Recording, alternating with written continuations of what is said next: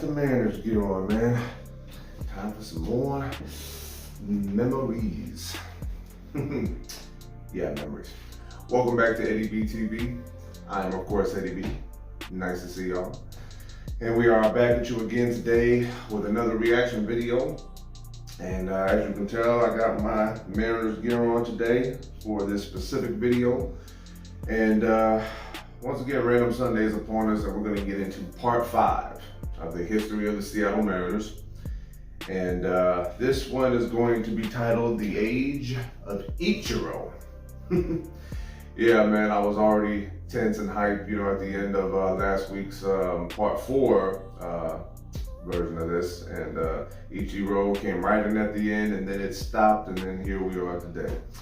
Oh, man. Well, to recap just a little bit of what we went through last week watching this, we got into pretty much what happened after 1995. It's just so much potential, so much promise, but ultimately just a lot of disappointment. Lost chances to go to the playoffs, lost marquee superstar players that helped define the identity of our team. And it's just like, oh man, just like this forever draining feeling inside of your heart, man, because of what went down in those years.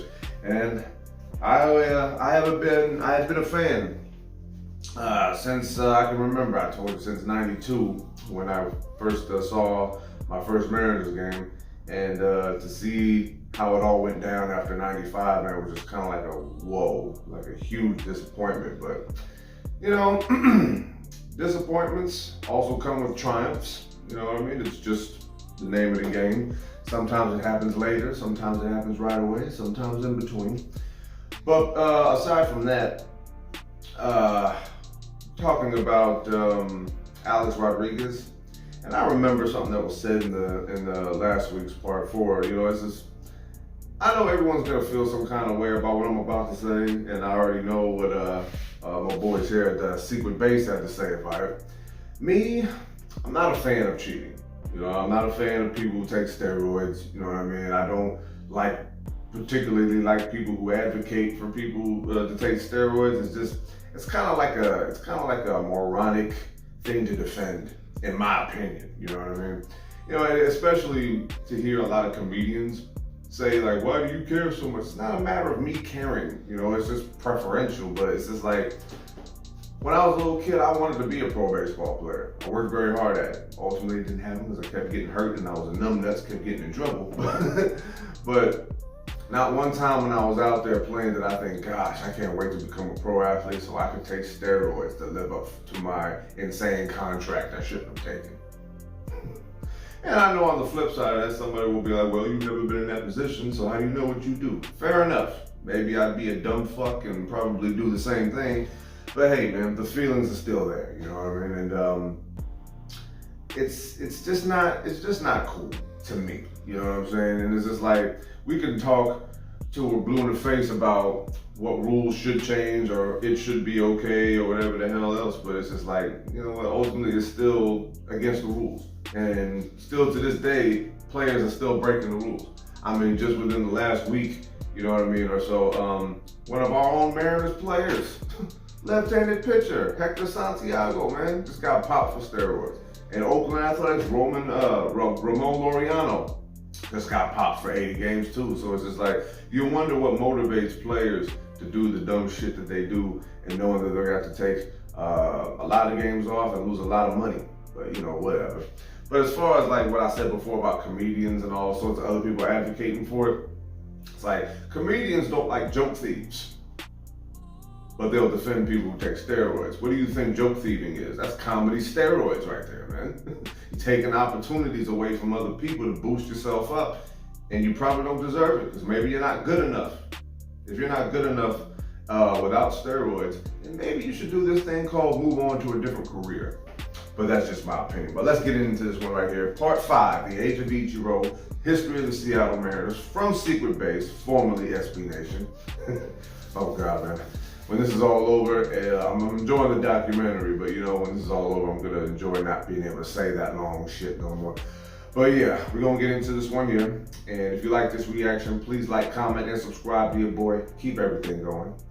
And yeah, let's go ahead and get into this one, man, because I've been dying to get to this part here, because all the stuff that happened in the 90s, losing Ken Griffey Jr., losing Randy Johnson, losing the playoffs in 97, not even making it in 96, the huge drop off in 98 and 99, the loss of the Kingdom, but the inauguration of Safeco Field, man. It's just a lot to get to, right? Let's get into it. History of the Seattle Mariners, Part 5, The Age of Ichiro, from Seafood Base, formerly SB Nation. Right here on ADB TV, y'all. Let's get into this.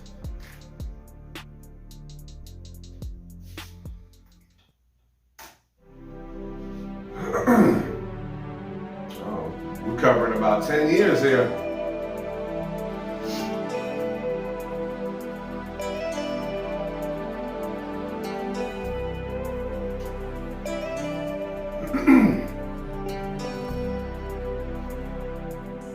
It was A-Rod's team now, and in 2000, he made sure everyone knew it. It can be safely argued that despite missing 2 weeks due to a concussion, he pieced together the greatest individual season in Seattle Mariners history, even to this day. He finished with an incredible wins above replacement figure of 10.4. If you choose to take that literally, you could say the Mariners, who barely snuck into the playoffs after narrowly holding off Cleveland in the wildcard race, had Rodriguez to thank. There should have been hope in Seattle. After all, their 91 wins were a new franchise record.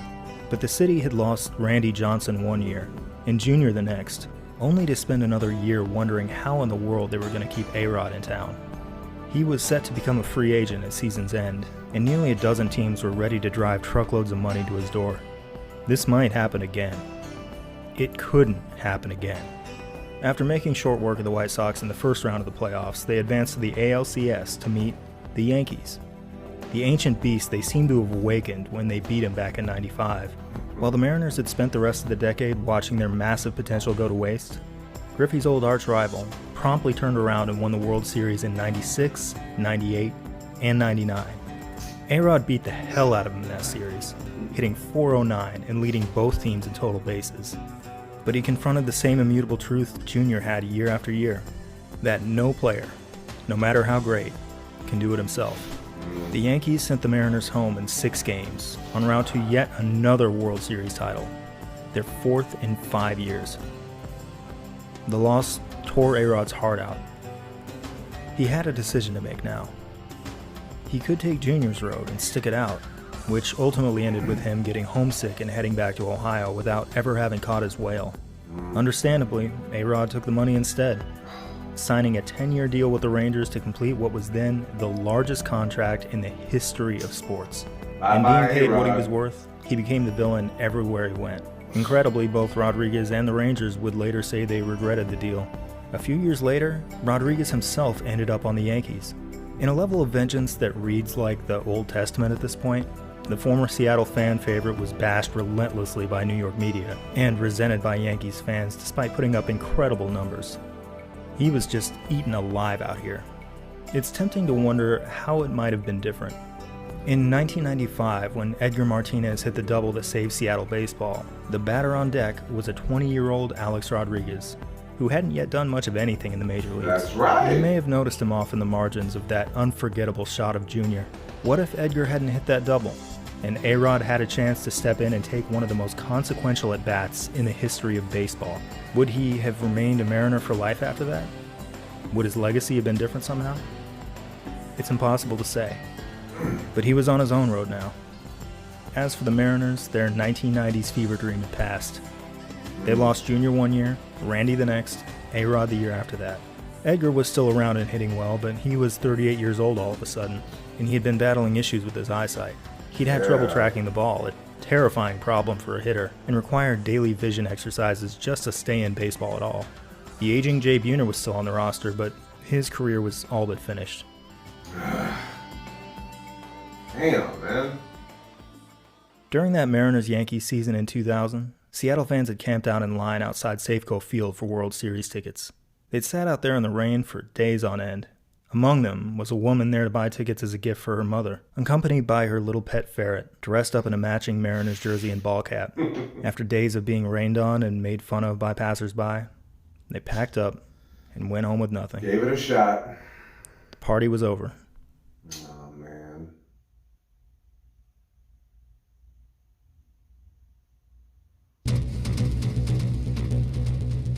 Oh, they're getting to it. Oh, I already know where this is going. My goodness. Woo!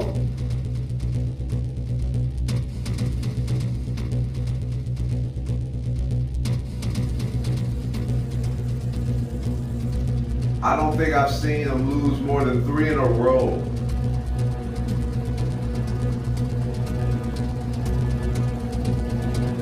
Oh, okay, there's one there. Okay.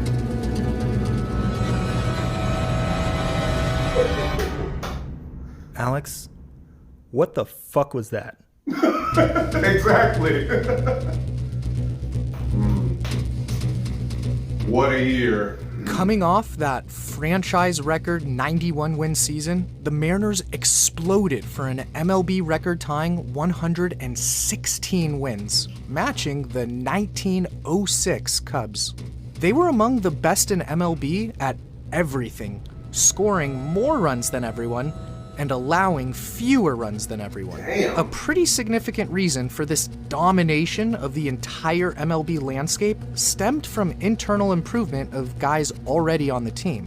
Starting pitchers Freddie Garcia and Aaron Seeley each had what was ultimately the best year of their lengthy careers. The ageless Jamie Moyer continued his agelessness as he approached his 5th decade of life, painting corners with his 85-mile-an-hour fastball and off-speed craftsmanship, and joining Garcia in the top 4 of AL Cy Young voting. Arthur Rhodes, Jeff Nelson, and closer Kazuhiro Sasaki spearheaded MLB's best bullpen with an unheard-of for that era ERA of 3.04. Their offense still had Edgar at the tail end of his peak, and they got the best season from the career of Griffey's center field heir apparent, Mike Cameron, in year 2 in the Emerald City. But 2 new bats in particular were what really catapulted a very good team into an absolute juggernaut. Second baseman Brett Boone signed a free agent deal with the Mariners prior to that 01 season. The 10-year vet came into the year a career .255 batter who'd never had a 100 RBI season, while homering on about 3.2% of his at-bats. From out of nowhere, a suddenly jacked Boone batted .331, drove in his 100th run on August 1st, and had a home run rate that spiked to just a shade under 6% in 2001. Quite serendipitous. And while Buhner missed most of the season with a foot injury, the sun had set on his time in right field regardless. Seeded to a new Mariner who was ready to take everything we thought we knew about baseball and flip it completely upside down. To take every limit, ceiling, or boundary we might naturally expect from a ball player and blow it to smithereens. The 2001 American League Most Valuable Player, Ichiro Suzuki. Oh, yeah.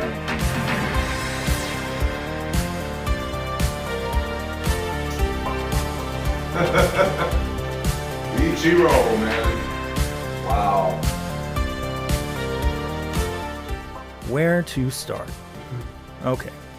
We think of the balance between science and sentimentalism as a sliding scale, right? If you're more of one, you're less of the other. Well, Ichiro is both in extreme measure. Take his bats, for example. The scientist in him would travel with a custom-built dehumidifier to regulate their moisture content and adjust it according to the climate of the city he was in.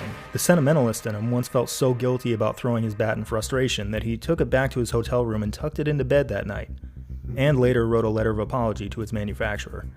It is incredibly difficult and almost impossible to innovate as an offensive baseball player. While sports like football and basketball have evolved dramatically over the years, in baseball the cake is pretty much baked. To me, only 4 offensive players have really stood out as iconoclasts whose statistical footprint made clear that they were playing a different variant of the sport, that they found greatness by doing what no one around them was doing. First, Babe Ruth. For the first 50 years or so of baseball, virtually nobody hit more than 20 home runs in a season. Then Ruth set the all-time record with 29, then nearly doubled his own record the next year with 54. And the dam broke after that. Then there was Rickey Henderson, who set the modern single-season stolen base record with 130. Ricky! No one's come within miles of it in decades, just like no one else has ever stolen anywhere near 1,400 bases. But it was more than just that. He was also a great hitter who was masterful at drawing walks, and was far better than most base stealers at getting on base in the first place. There's only ever been one Rickey Henderson. Of course, we have to acknowledge Barry Bonds, although not for his home run hitting. An on-base percentage of at least 500 is almost unheard of. Only 10 guys have ever done it. Bonds did it 4 times in 4 consecutive years. Damn. The fourth and final member of this club is Ichiro, the first ever Japanese position player to break into Major League Baseball, and one of only 32 players ever to retire with 3,000 hits. This shouldn't have been possible. Unlike the other 31 who typically began their Major League careers around age 20, an agreement between Japanese and American baseball prevented Ichiro from entering the majors until his age 27 season. It was a shame, since Ichiro had wanted to play alongside Junior and A-Rod for years, only to finally end up in Seattle right after they both left town. He really had to bust his hump to get into this 3,000 hit club. Junior didn't make it here. Neither did Babe Ruth, Barry Bonds, or Ted Williams. Against all logic, despite showing up nearly a decade late, Ichiro did. In the wake of having spent the first 9 professional seasons of his career in Japan, when he finally arrived in Seattle, his effort to make up for lost time far exceeded anything we'd ever seen in MLB history. From day one, and for a decade moving forward, Ichiro piled up over 2,200 hits. Not only is that by far the most that any player's ever had in any 10-year stretch, but for the most part, Ichiro didn't even need 10 years. He surpassed 2,000 hits during his 9th season. After 2009, he could have actually just been like, nah, I'm good, taken the ensuing season off, and still have been the first player since Pete Rose to have cleared 2K in any 10-year run. There's no one else you can even mention in the same breath. Ichiro simply existed in his own universe of batting wizardry. Oh, yeah. 3 main factors brought him here. The first was his incredible ability to stay healthy and in shape. In 2017, keep in mind Ichiro had been in the States for more than 15 years by this time, Tom Brady reached out to him to ask about his workout regimen. Ichiro had no idea who he was. Second, his masterful ability to hit anything and place the ball anywhere. We have hit location data dating back to the 1988 season. From then until now, Ichiro has more singles up the middle than anybody, and has more singles to the opposite field than anybody. Within this same window, we can look at every player who managed at least 2,500 hits. In general, their hits landed to a preferred side of the field, or in the middle. They only hit the ball to the opposite side of the field about half as often. Ichiro, meanwhile, was less predictable than anybody, hitting toward left field and right field almost equally as often. Now, a lot of these were infield hits, which brings us to his third superpower, his speed. Again, within this same window, Ichiro legged out more infield hits than anybody. Stat heads will rightly point out here that he only has that many in the first place because his batted ball stayed in the infield so often, which isn't optimal. Who cares? Just watch him in the 2001 All-Star Game, which naturally is in Seattle. Facing off against our old friend Randy Johnson, he dinks one over to first. This should be a guaranteed out, but this is what made Ichiro so exciting. Virtually any ground ball was a 3-second thriller. Remember this, it's 90 feet from home to first, but just 60 from the pitcher's mound to first. Ichiro has 50% more ground to cover than Randy does. Now, let's play it again from the top. Lincoln hits with 134. Rolls right over to Hutton. Johnson's not there. Damn! Ichiro just made up a 30-foot disadvantage in 3.5 seconds. He ran like this on every batted ball in every game he played for years and years.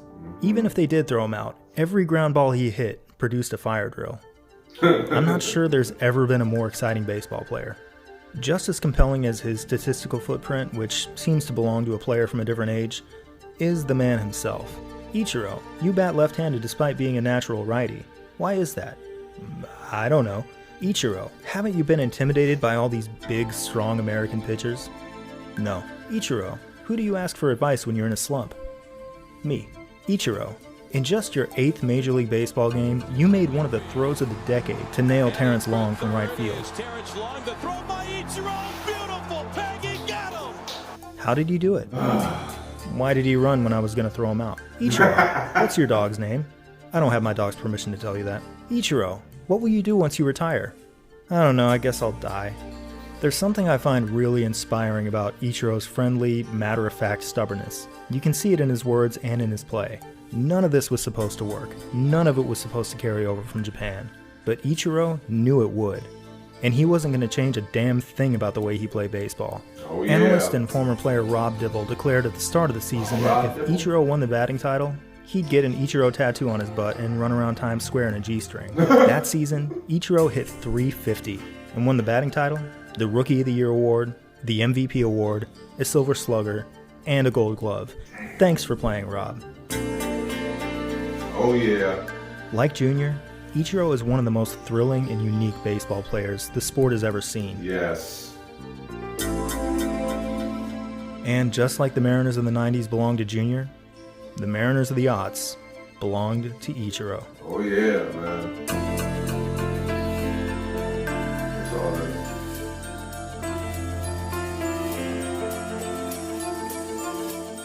Ichiro was a player unlike any other when it came to game-to-game reliability.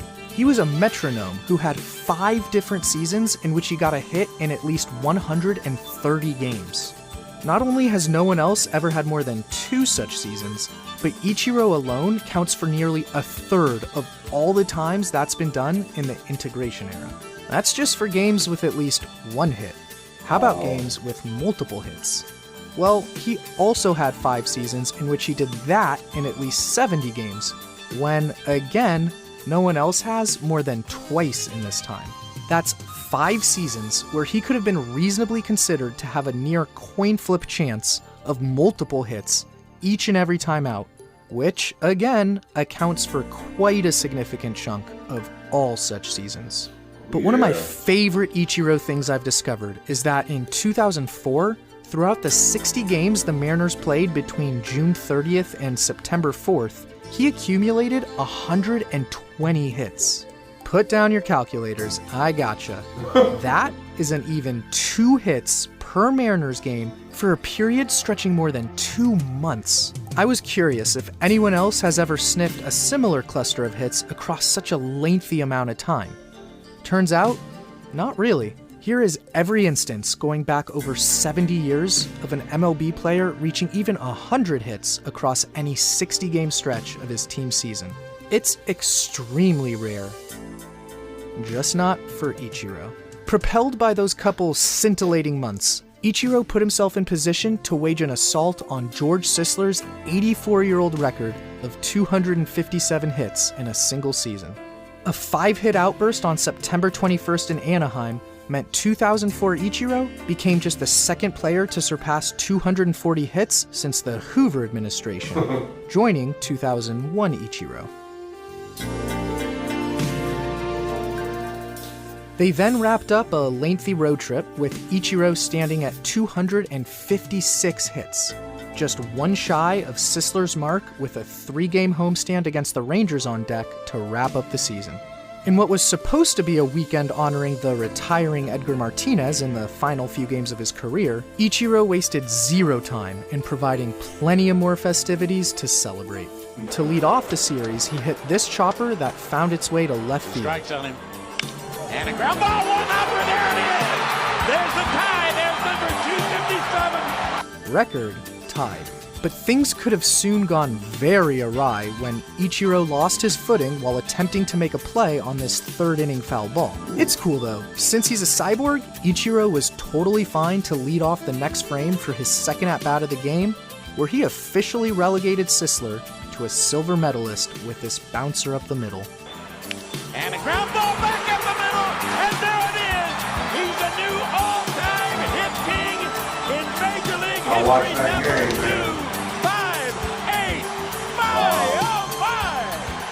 Seattle was overflowing with pride. Japan was overflowing with pride. Ichiro had reached immortality. He tacked on another 4 hits across his final 12 at-bats for good measure to finish up at 262. Records are meant to be broken, but it would be stunning if this one doesn't last until the sun burns out. Oh, yeah. On a more macro level, that was the second of 5 career seasons in which he topped 220 hits. No one else has ever done that 5 times, and in the integration era, no one's even close, with Ichiro once again single-handedly accounting for an outsized portion of all such seasons. Damn, just killing the baseball, man. Ichiro was a savage, man. In the 2001 postseason, despite being on the wrong end of the second most lopsided playoff contest ever in Game 3 of the ALDS in Cleveland that had him on the brink of elimination, they did rally to reach the ALCS and a date with those Yankees. I think I know what this music means. Oh, man.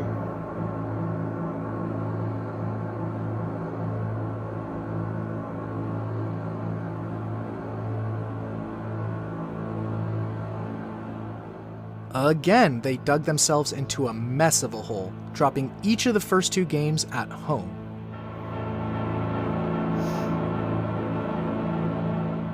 Again, they tried to rally with a blowout Game 3 win in the Bronx, followed by this Brett Boone homer that broke a scoreless tie and gave him an 8th inning lead in Game 4.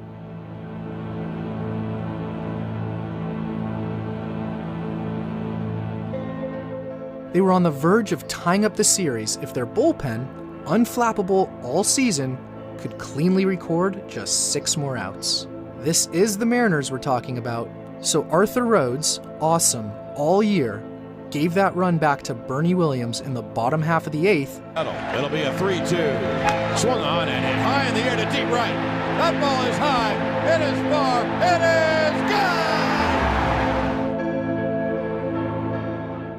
Before Kaz Sasaki, awesome all year, allowed Alfonso Soriano to walk the thing off in the 9th in what proved to be the dagger to Seattle's heart. Neal swung on, hit high in the air to deep right center field. Back goes Ichiro on the track at the wall. She's gone!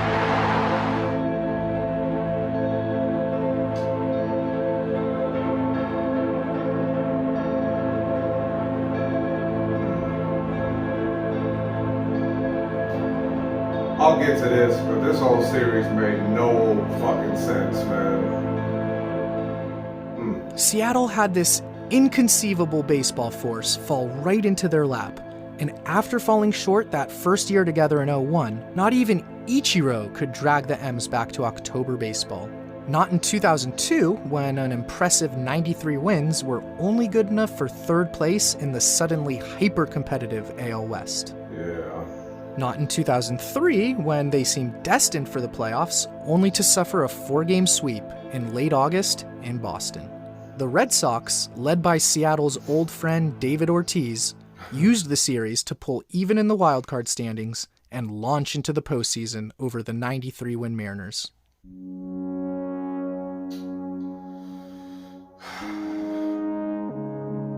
It's gut-wrenching, man. Since the 1995 advent of the LDS, no other team has ever won 90-plus games in back-to-back seasons, while seeing their invitation to the postseason dance get lost in the mail both years, let alone to have won 93 in each year while residing in a tiny division. So the post-01 drop-off was shocking. In fact, following that season of pure magic, the Mariners' playoff drought that immediately commenced extended far past just those next couple seasons. It spanned the final 8 years of the aughts, then the entirety of the 2010s, and indefinitely into the great beyond.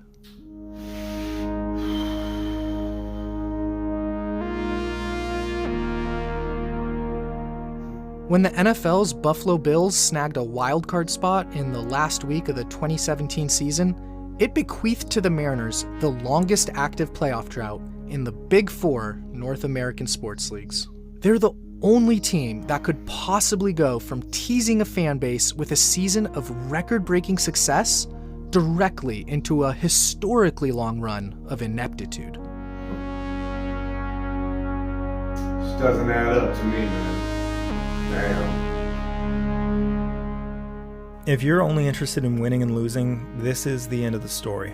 43 seasons, the vast majority of them losing seasons. 3,219 wins, 3,622 losses, 0 championships, 0 World Series appearances. At least some of you will stop watching, and at this point, we don't mind. I mean it, it's really okay. But as far as Alex and I are concerned, it's only now that we've gotten to the entire point of all this. The Seattle Mariners challenge us like no other team. By this, I don't mean that they test our patience, although that's certainly true. I mean that they offer us an opportunity to appreciate sports as something more than endless conquest. They've never won a World Series, but ask yourself honestly, does this look incomplete to you? Far be it from me to tell any lifelong Mariners fan how to feel about any of this, but for the rest of us, what is it truly missing?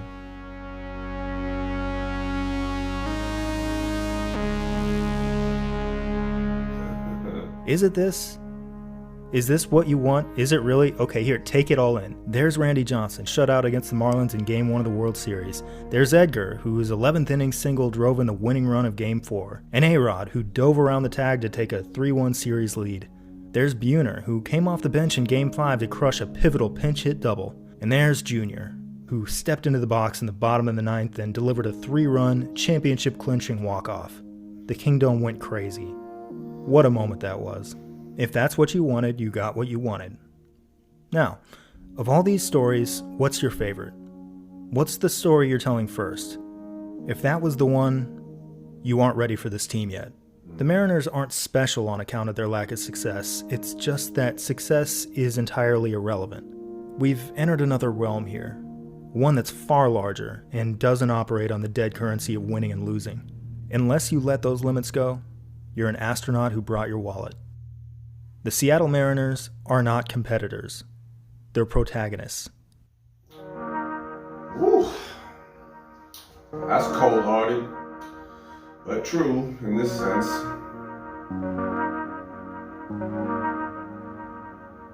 Still, there's no denying the heartache. They had already seen the moment pass once. When a second 4-year window opened out of nowhere, they won 393 games, more than any other team in Major League Baseball. They didn't win a World Series or even get to one. That was their shot, and they missed it. If you're having a hard time with this, that's okay. So were the Mariners, starting with manager Lou Piniella. A very real consequence of putting a baseball team in Seattle is that it's just so far away from everything. It's baseball's moon colony, far-flung from even its closest neighbors. It's what Junior found so difficult as a rookie all those years ago. It's one of the reasons he left for Cincinnati in 2000. It's part of being a Mariner. Piniella was from Florida, which, as the crow flies, is closer to Brazil than it is to Seattle.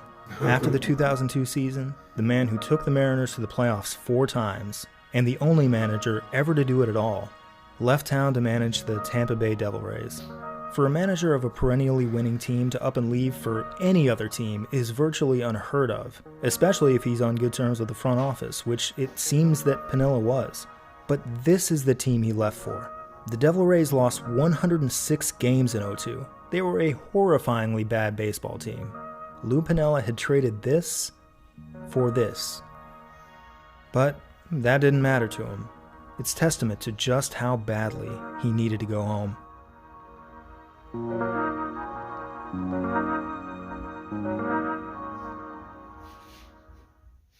We already know all about the Mariners' Randy Johnson trade and how he reached supernova levels immediately upon leaving town. Well, eventually, history would repeat itself with another Randy. Oh, I remember Randy Wynn. Randy Wynn originally broke into the majors in Tampa during the late 90s, blossoming into an all-star outfielder there by 2002. Upon the conclusion of that season over in Seattle was when Piniella wanted out of his contract so he could manage a club closer to his Tampa home. A club like, say, Tampa. The Mariners obliged, but only if they got significant compensation in return. The Devil Rays thus dangled Wynn, and a deal was consummated.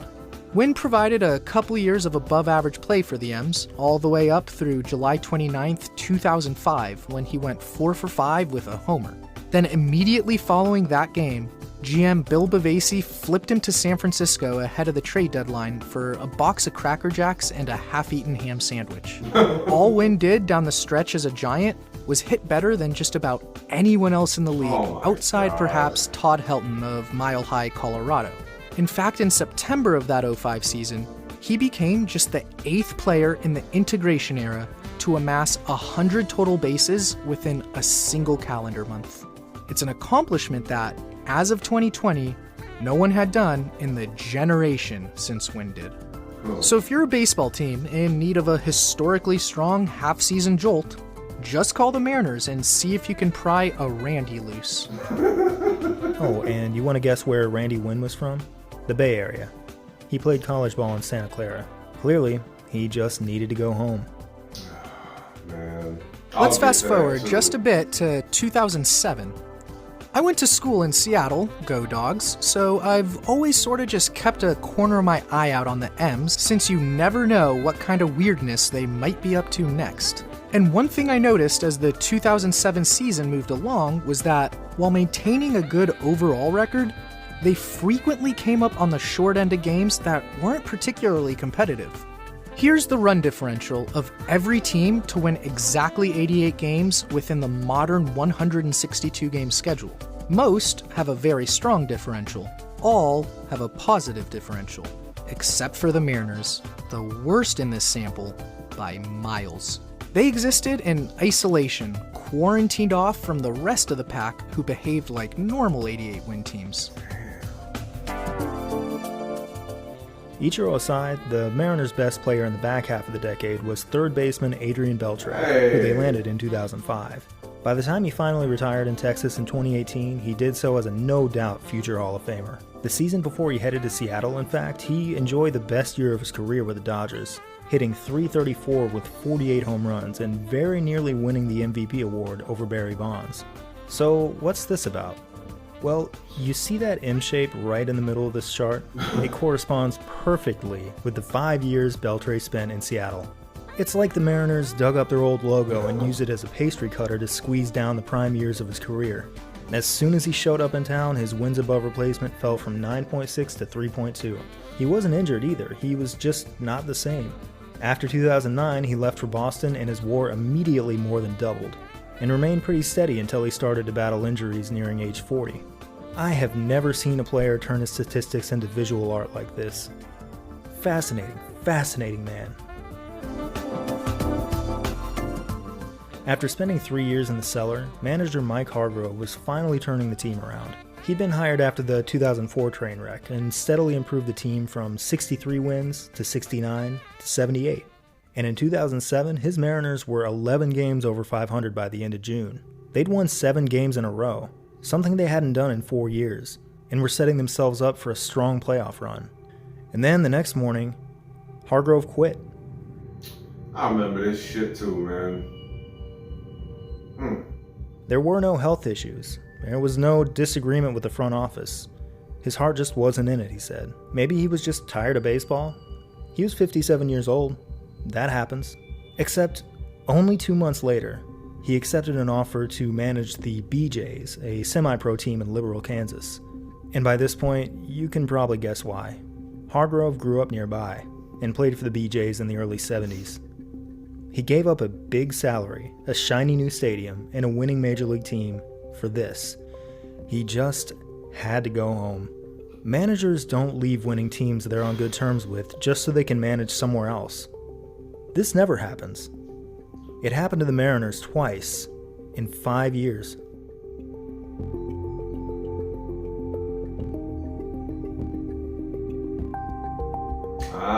Power hitter Richie Sexson was home, more or less, having grown up in Washington State. When the Mariners signed him to a long-term deal in 2005, it should have been a great fit. At 6'8", he satisfied the team's historic interest in tall guys, and his legendary pranks made him a natural fit in Seattle. It's reported that years prior, he would acquire alligators with their mouths duct taped shut and hide them in teammates' lockers. Okay, let's hit pause on this. Do you have any idea how hard it is to tell a story about powerful rich men that last 32 years without an instance of someone doing something morally wrong? These guys never hurt anybody, they just had foibles and misadventures. Stick to taking cows on weird field trips, they don't care. We almost made it all the way to the end of this thing. You blew it, Richie. Anyway, the guy could mash, and we have the cherry picking to prove it. By his age 28 season, he had 2 45 homer years under his belt, putting himself in the company of some of the all-time greatest power hitters. But injuries had thrown a wrench into his career. His home run ability was diminishing, and his batting average, which was never very high, was plummeting. 2008 would turn out to be his final season at age 33. By the 8th of May, the Mariners were already getting cooked, well on their way to one of their worst seasons in franchise history. 2007 was an aberration. This was the new normal. In the 4th inning of that night's game against the Rangers, Richie steps in and does something I have never seen before or since. He takes a pitch from Kason Gabbard that appears to be right over the plate, acts like he's been shot, charges the mound, and chucks his helmet at him. This has to be the only instance in baseball history of a batter throwing at a pitcher without the pitcher throwing at the batter. Richie Sexson was suspended and later traded away mid-season. The Mariners finished with 101 losses that year. They'd paid a lot of money for the privilege, becoming the first team ever to lose at least 100 games with a payroll of at least $100 million. Ichiro is now the only man left from that magical 2001 season. He'd seen it all fall apart. At the end of the season, a reporter asked him what the team needed to fix. He sat there fanning himself and said through his translator, "We don't have time to explain." Days prior, an anonymous player went to the press claiming that Ichiro's teammates disliked him for his, quote, selfish style of play, whatever that meant, and that one player threatened to knock him out. Oh, hell no. I wish I was around. I would have fucked you up. These largely disappointing years were overseen by general manager Bill Bavasi, who took the job in 2004. Being a GM of a baseball team is an exasperating job. Players either get better or worse for no apparent reason, they suffer freak injuries, and you often have no control over whether or not they get along. Throw in the ridiculous and arbitrary nature of baseball itself, and it's enough to make you lose it. Apparently sensing his days in Seattle were numbered, he made a last-ditch effort to unify his team by attempting a mass citizen's arrest of some kind. Oh no, you can't do that, Bill. People have been thrown in jail for less, Bill. He was fired shortly thereafter. This team wasn't rebuilding, it wasn't a lovable loser, it was just busted. The Seattle Mariners were certainly no strangers to being bad, but after more than 30 years, it seemed like for the first time, they were truly unhappy. And I don't know about you, but at this point, I don't care much about winning. In a perfect world, happiness is all I would want for these people. I want Ichiro to have a good time. I want his old hero Jr. to come back so they can play together like Ichiro always dreamed about. I want him to, run around the clubhouse and get in tickle fights. I think we've wanted a lot of things. I remember Bill Bavasi, man. Trippy times.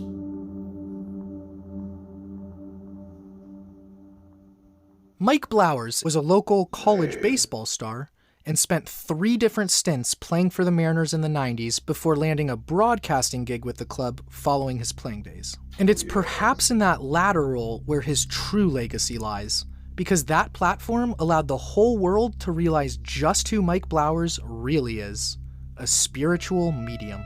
Don't believe me? Well, allow me to introduce you to their ball game in Toronto on September 27th, 2009, and Blowers' pregame prediction I remember for player this. of the game.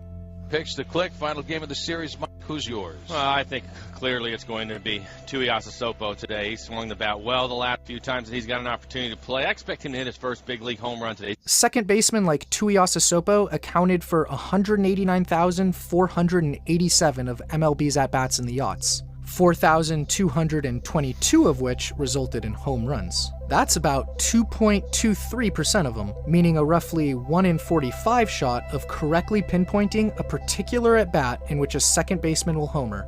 Second at bat. As Blowers did in specifically identifying Tuiasa Sopo's second at-bat of the game. He's going to get a fastball from Talent. Talent was a relief pitcher throughout most of his 10-year career, but he was a starter in 2009. It was by far his busiest season, notching over twice as many innings as any other, and thus reaching a 3-1 count on 70 different occasions. of which he threw a fastball 80% of the time. And he's going to hit it out of left center field, probably, maybe in the second deck. Of the 30,260 homers hit by right-handed batters in the 2000s, 17,296 of them were pulled toward left, which amounts to about 57.2%. On a 3-1 count. On a 3-1 count? About 2.61% of the decade's 1.66 million at-bats ended on a 3-1 count, or roughly 1 in 38. And that's inside ball 3. 3 balls. I've never been so excited on the 3-1 count in my life. That's the absolutely incredulous Dave Niehaus on the call. 3-1 pitch on the way. Swung on and belted in the left field. It just missed the second deck. Fly away. I don't believe it. I see the light. I believe you, Mike. At the time, he was in season number 33 calling Mariner games. He had seen it all, or so he thought. Babe Ruth in the 1932 World Series gets the most love for a called home run shot, despite being, Babe Ruth. Blowers confidently called his shot for a 23-year-old fringe big leaguer batting 8th in the lineup who'd yet to ever hit even a single homer, while also including every detail imaginable. And he nailed it all. If there has ever been a more eerie sports prophecy, I have not seen it, because it does not exist. That was trippy as hell. I watched that game. It was awesome. The same season, another Mariners' luck turned in a different direction. You see, Adrian Beltre famously didn't wear a cup at third base. When he was a rookie, the Dodgers tried to get him to wear one, even fining him every time he didn't. He refused, and they eventually gave up. All was well. Until August 12th, 2009.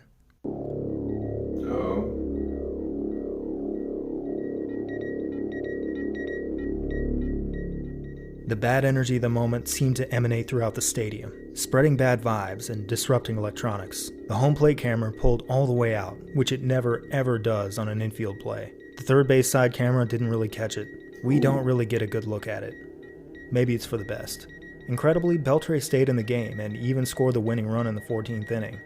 But it would be a few weeks before he played again. Even then, he refused to wear a cup throughout the rest of his career, reasoning, I already had 3 kids. I don't want any more. Fair enough. September 1st. It's his first at-bat since the injury. His walk-up music plays. Mike Butcher, a word or so at the mound. And here comes Beltre, who's missed 18 games. You hear that? You recognize it? Prior to the game, one of Beltre's teammates had secretly arranged to have his walk-up music changed to the Nutcracker Suite. Who would be so juvenile? Who on earth would do such a thing? I remember this. Yeah. I remember that too, man. Welcome back, Griffey. Some would point out that the Mariners' re-signing of Ken Griffey Jr. was little more than a crowd-pleasing concession. Who cares? Yeah. He was 39 now. About the same age his father was when they signed him as a publicity stunt decades ago. Jr. certainly wasn't anything close to the player he used to be, but he still had a little power in his bat. More importantly, he immediately turned the clubhouse culture around. While 2008 was rife with finger-pointing and temper tantrums, an older, wiser Jr. sort of loosened everyone up and pulled the team together. In particular, he made a point to bring Ichiro into the fold. What largely went unsaid during Ichiro's career is that it was often a lonely experience for him. Like Jr., who mostly wanted to spend time with his family and play Nintendo, Ichiro mostly just wanted to go home to his wife, dog, and comic books. And although he'd picked up some English over the years, the language barrier was still very real. Those around Ichiro said they'd never seen him so happy in the clubhouse. Ichiro and Jr. were inseparable. And Ichiro would later say that his friendship with Jr. was, quote, close to a miracle. Their lockers were right next to each other, and the two late 30-somethings were constantly seen shoving each other around and giggling. The only way they could have been more adorable is if they routinely got into tickle fights in the clubhouse. Which they did, constantly. It was a perfect world. Ken Griffey Jr. probably knew by this point that he was never going to play in a World Series. He had never had any say in that, no matter what he did with his bat or his glove. But this he could change, and he did. He fixed this team. With the benefit of hindsight, we know that on-field contention wasn't in the cards for the Seattle Mariners, and has never been to this day. That was never happening. The only fight left was for happiness. For a year, at least, it was a fight they won. I was happy when we re-signed him, man. It was just... Junior's years in Cincinnati didn't go the way anyone wanted. In his 8.5 seasons there, the Reds were never a serious contender, leaving him once again to his individual pursuits. The big one, the one everyone wanted to see, was Griffey's challenge of the all-time home run record. Nobody expected him to keep up this breakneck pace throughout his career, but soon after he landed in Cincinnati, his numbers fell off a cliff. He just kept getting hurt. I ain't gonna lie, man. I felt so horrible for him.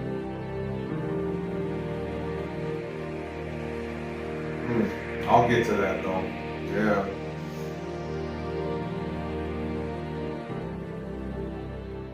It's one of the most frustrating things I've ever seen as a sports fan. Over a 6-year span, he'd missed more than 400 games, about 2.5 seasons worth. His bid to become the greatest home run hitter of all time was over. Junior was never reaching the mountaintop, not as a member of a team, and not individually in the short term or the long term. By the time he finally returned to Safeco Field as a visiting player in 2007, the future we'd all imagined for him had disappeared, but Mariners fans didn't care about any of that. They went nuts for him. And when Junior's bat came back to life at the end of the 2009 season, everyone went nuts for him again. He hit 3 home runs in the final homestand and smacked a single in his last at-bat. After the game, teammates threw Junior and Ichiro up on their shoulders and paraded them back to their dugout. Alex and I have spent months dwelling on the Mariners. What they mean, what they're for, how to appreciate them, the ultimate irrelevance of on-field success, the importance of celebrating a team for what it is and not for what it could be. And then I watched this. It's as though this team and these fans understood it all along. I was late to the party. You're looking right now at a team that isn't going to the playoffs. They didn't even really come close, but they're getting a standing ovation and waving their caps in gratitude. This is Whoville. I have never ever seen another team do this. This team and these fans aren't celebrating any kind of on-field accomplishment. They're celebrating one another. They're celebrating themselves. In this moment, the baseball gods offered Junior the perfect ending to his career. Something like a World Series title would have compromised the lesson here. His career should have ended at this moment, one in which he was the subject of unconditional love. Yeah. But Junior didn't take the baseball gods up on this offer. He would return for one more year. Things can never be simple. Things will never end the way they're supposed to. Not for Ken Griffey Jr. Not for the Seattle Mariners. Damn. Every time I think I'm getting to the next story, something,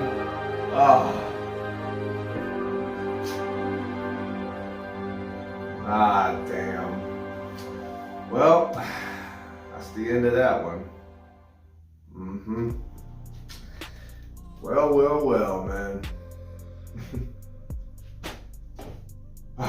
You know what, man? I didn't even bring it up at the beginning of this video here, but that was a long clip. That was about, let me see here, 47 minutes. Well, hopefully some of y'all stick around long enough to watch this, but if not, I guess I get it. Who cares, right? Just like they say. All right, you know, that was part 5 of the history of the Seattle Mariners, the age of Ichiro. You know, I remember getting back to the beginning of it, you know, the 2000 playoffs, man, that was a trippy year for a couple of reasons. One, because we did win the most games that we had ever had in a single season up until that point. And we ended up getting into the playoffs on the last game of the year. The last game. And we ended up being the wild card team. It was just like, to have the most wins we had ever had at that point and only to squeeze into the wild card on the last year, man, it was kind of like a weird 1995 feel a little bit, you know? But it was like trippy because also in that year, just to let you know, he was talking about stats and how Ichiro was a good hitter, and he brought up Ricky Henderson. Ricky Henderson played for the Mariners in 2000. And he also scored the game-winning run from Carlos Guillen's bunt that helped us sweep the Chicago White Sox, man. Sometimes I forget that we had him on our team, man. And in his first at-bat, they didn't mention this, probably wasn't important to them to mention it, but in his first at-bat with us, his first at-bat, hit a home run, a leadoff home run, something he was known for. You know, and it was just a trippy time, man. It's weird because talking about 2001, first season for Ichiro, man, I was 16 years old and I had a feeling that something was up. You know, I didn't know quite what it was, but I looked at the guys that we had and I was just thinking like, something's up with these guys. Maybe we could at least make another playoff run, see where that goes, and then it turned into 116 wins, man. I was sitting there watching, and then my stepdad, Greg, who we were always talking about sports together, he brought it up to me because I was thinking about it, but I didn't quite put it together. He looked at me one day when I was watching the game, and he was just like, Mariners they're insane this year, man. I'm like, what do you mean insane? I was like, I've never seen anything like this before. And I was like, really? Yeah, so I had to like really dive into it more, and you know, he had a perspective on it that I didn't have at the time because I was still young and I'm still trying to put the pieces together as to what this means and that means. And 2001 was an insane year, and it kind of breaks my heart too in a way because I know that. I think that this isn't true, but in my heart, man, I have weird feelings. I think the 2001 season was a definite stab in the back to the Mariners, man. And of course, I'm saying because 9/11 happened, you know what I mean, in 2001. Obviously, everyone knows that year and that date, but it's just like, I think personally, I can't prove this, I don't have any evidence of it, it's just a feeling, but I think the Mariners were absolutely shit on because of 9/11. I think that the world was dick riding New York so hard that they wanted the poetic ending of the New York teams making it to the big dance in order to like make it the storybook ending. Because I don't care what anybody say, nothing about the 2001 Mariners says losers to me. You know, they are the champions in my book. At least we are the representative of the American League in the World Series that year. What would have happened against the Diamondbacks, I don't know. But nah, that whole thing made no sense to me. From the division series against the Indians that went 5 games, you know, I mean, it was like the blowout game they were talking about. And then, of course, we had gone to game 6 just the year before in 2000, but only get knocked out. We only won 1 game. I don't care if anyone on the Mariners even says, we just played our worst that we ever. No, sorry. I'm not going to let that slide, at least to me. We were the better team, and we deserve to have it. We're the best assembled team in Major League history, along with the 1906 Chicago Cubs, man. That's how it's going to be in my head and in my heart, and that's how it's going to stay. Damn it. But you know what? The guys that came on after, of course, we lost Alex Rodriguez because he signed with the Texas Rangers. And you want to know? I'm going to say this one time and one time only. One thing I get sick and tired of hearing when it comes to people in sports about how a player goes to a different team or whatever. It's just like, one, I hate super teams. I think they're bitch made. I think it's a coward move. It eliminates competition. And all it does is just, you know, create this obvious feel of desperation from these guys. You know what I mean? It's desperation.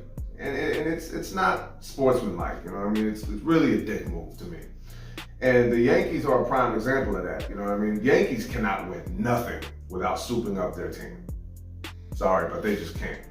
If you look at their history since, I'll say, 1995 when we beat them, you know what I'm saying? I'll give 96 a pass, only because trades are trades and whatever, but everything else after that, I don't give the Yankees no props for nothing. All they do, they don't have any real culture anymore. You know, before 95, I don't know what the deal is. They hadn't been in the playoffs in many years, but it's just like, nah, after that, nah. All you guys did was just take superstars, established superstars away from their teams, and then you put them on this jacked up super team nonsense, and you got your World Series titles, fine, but you guys are assholes for that one, and you know it. But you know what? New York fans will probably love it, but it doesn't make much sense for the rest of the teams. And people talk about LeBron James too. LeBron James is not a champion. I'm sorry, but he's just not. He's a desperate fool who knew that he was the best player in the NBA. He was the best individual talent, the greatest physical specimen, and he took a coward's way out. Everybody will disagree with me, and I don't care, but he's not a champion. He didn't get his first championship until he started souping up teams. And even in his first souped up team, he lost in the finals. You know what I'm saying? He's just like, that's some clown shit to me, but that hurt. But it's aside from that, Ichiro's time in Seattle was insane, man. And if you really think about this too, the Mariners had arguably 5 of the greatest players to ever play the game on their team, man. And like, it's amazing how we don't get no props for it, It's just all those years, all that potential. 4 years of winning seasons. I think no other team in history had ever won that many games in that 4-year span, man. We were really winning. And we had so much potential to do so much greatness, and then it all just fell off, man. And I was right there, front and center to see all of it, man. It was just like, it was busting my brain down to like, what the hell is going on here? And it makes sense, because when the way these guys narrating this documentary or speaking about it, man, they're really getting down to like what the point of all of it is, and I get that. But I'll tell you another quick thing. Skip Bayless, if you guys know who he is, he said something years back that really made me think, and it really made me understand what the deal was for these fans of Seattle sports. I remember when the Tampa Bay Rays made it to the World Series. And I guess, I don't know if this is true or not, but I guess the ratings for that World Series were so low because the Tampa Bay Rays were in it. And I guess the whole thing was, he said something to the effect of underdog teams making it to the World Series is bad for the sport because people want to see the marquee teams. And I thought to myself, well, what are we going to do for the rest of the time? Are we going to continue to dick ride the historical teams and only hope that they win? What about all the other teams? And getting back to what happened with us, and I know that it's a sensitive issue for the players involved, but one thing I hate hearing is how, I'm so homesick and I just want to be closer to what. How the hell is anything going to get done if everyone just wants to pick and choose where they want to play, as opposed to just playing where you're drafted and putting all your effort in, and giving it your all? And Ken Griffey Jr. was a part of that too. He said he was homesick a lot, but it kind of worked in the opposite fashion for him, as opposed to what was it? Randy Wynn leaving. And then Lou Piniella wanting to go back to Tampa Bay. Well, worked opposite for him too. But it's like, I just like, play the game that you love. And if playing where you get drafted isn't enough, then maybe we should all reevaluate what it means to be an athlete, or a professional athlete at that. But it's just a shame, because players leave our team, and they just start playing better for other teams. That's infuriating. Adrian Beltre did that. Randy Wynn did that. A-Rod ended up having the best years of his career after he left us, but he was also a steroid popper, you know what I mean? But it's a trippy thing to see all this, and reminisce about all of it, and they mentioned some things that I didn't know as well with the stats and all that, but I was really happy to see Ichiro break George Sisler's record. That was an incredible record to break. No one's ever gonna break that one. That I can personally guarantee. And if someone ever did, I want them checked for steroids. Well, and also it was really cool to see Ken Griffey Jr. come back to our team, man. It was just really great to see that. It was just cool how Ichiro and him got to play together. Didn't result in any wins or playoff appearances, but just like what they said, man, it was just good to see it. It was a publicity stunt, whatever. And I'm just really, really happy that I've gotten to see certain individual accolades achieved, but still to this day, you know, I want to see my guys make the playoffs. We're still the team that has the longest playoff drought in the 4 major professional sports. We're the ones that have that on our heads. And right now, we're doing okay, but even now, like this year doesn't seem like it's going to be much of a hope for a playoff appearance. But the year following that and the years after that, man, seem to be our biggest times, our biggest potential years to make that happen, especially with all the guys we got now. But just looking back at all the talent we've ever had on our team is just insane to know how much we haven't got accomplished, you know, that we could have. But you know what? Aside from all that, man, this was a very interesting part 5 to this documentary here. I'm loving everything that I'm seeing. Even all the bad stuff, when I reminisce on it, just kind of makes me just go, damn, man, I remember when it was like that, you know? And, you know, all the guys that are no longer with the team during that stretch, you know, Edgar Martinez, he retired after the 04 season. We had Adrian Beltre with us, you know what I mean? And he ended up going to Texas, and, you know, playing with us was like the lowest points statistically for Adrian Beltre, and then Richie Sexton, and then, my goodness, man, it's like so many good players have come to this team, and with the hopes of being good by how they were playing with their previous teams, and then they just came to us and just played like shit, man, and it really pissed me off, man. Examples of that are like Jeff Cirillo, Rich Aurelia, Sean Figgins, Richie Sexton, like I said, Adrian Beltre.